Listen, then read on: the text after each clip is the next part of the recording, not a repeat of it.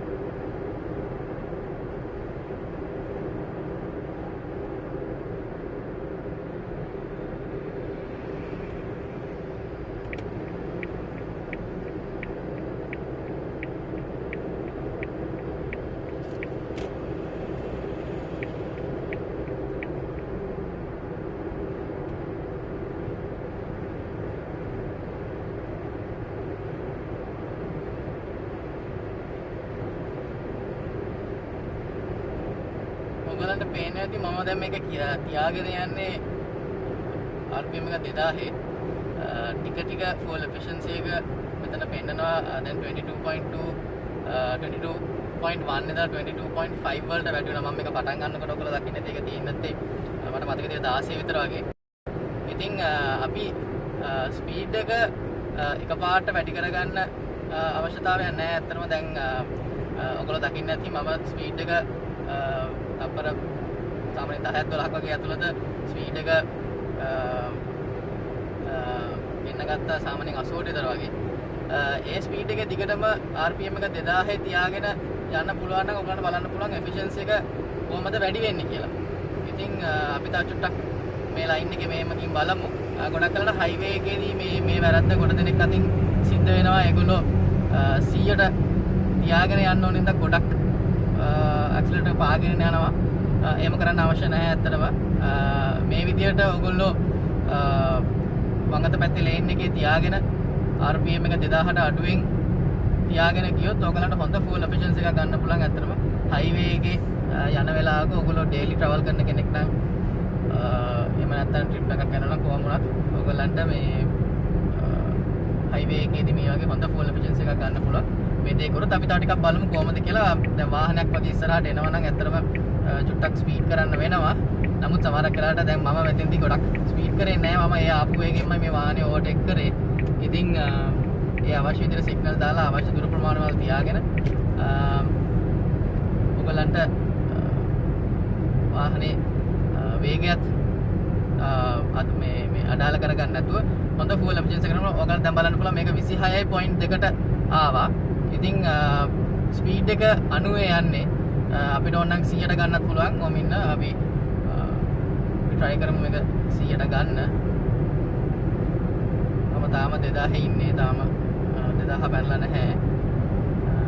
ඔයගොල්ලෝ බලන්න පුළුවන් ටික ටික මගේ ස්පීඩ් එක දැන් වැඩි වෙනවා.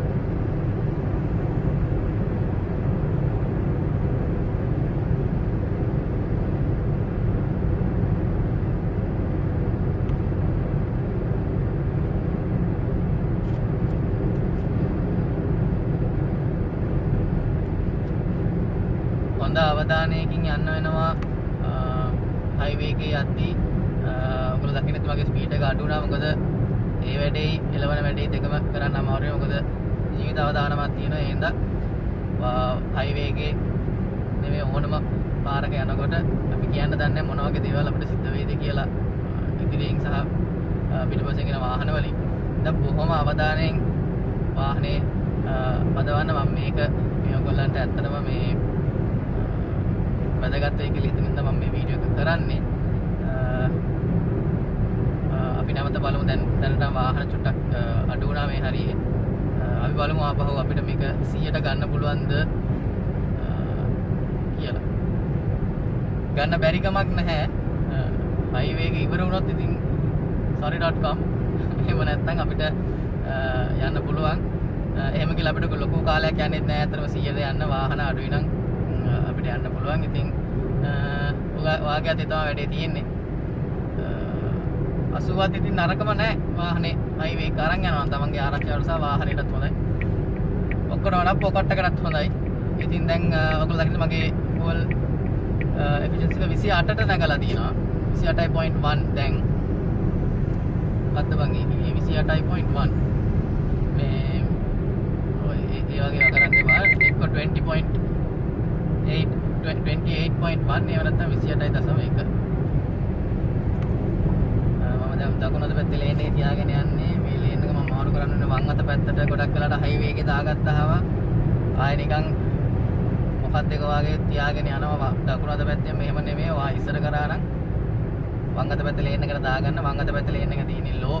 ඒ කියන්නේ ස්පීඩ් එක වා එක විදියටම යනවා නම් සහ දකුණත පැත්තේ තියෙන ඕවර්ටේක් කරලා යන කට්ටියට ඉතින් මගේ ස්පීඩ් එක ආපහු 80ට අඩු වුණා. මේකේ ලේන් මාරු කරන්න කියලා තිබුණා මේ එතන පොඩි රැබෑ එකක් යන නිසා. ඉතින් මේ වගේ දේවල් සිද්ධ වෙන්න පුළුවන්. නමුත් මගේ හයිවේ එක මෙතනින් ඉවරයි. සල්ලි ගෙවන්න තියෙන දෙයිනේ කියලා. ඉතින් මම පටන් ගත්තේ 16 මම ඉවර කරේ 28.6න්. ඉතින් අතරම කඩවත ගාල්ල වගේ එකක දාගන්න නම් අපිට සෑහෙන හොඳ fuel efficiency එකක් ගන්න පුළුවන්. එහෙනම් ජය වේවා. ඊළඟ එකෙන් බලමු කොහමද කොච්චර තප්පර ප්‍රමාණයක් යනවද කියලා අපිට 100ට අරගන්න. එහෙනම් ජය.